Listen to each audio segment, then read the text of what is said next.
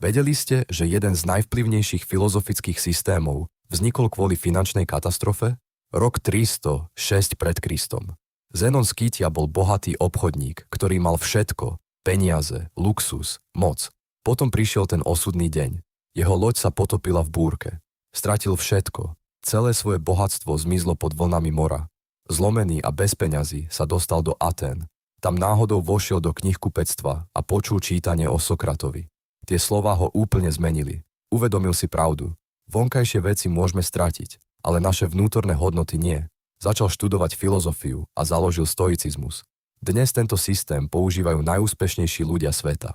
Generálni riaditeľi firiem, športovci, lídri. Všetci sa učia od muža, ktorý stratil všetko. Zenonova najhoršia chvíľa sa stala jeho najväčším darom ľudstvu. Takže keď príde vaša búrka, pamätajte, možno vás vedie k vášmu pravému účelu.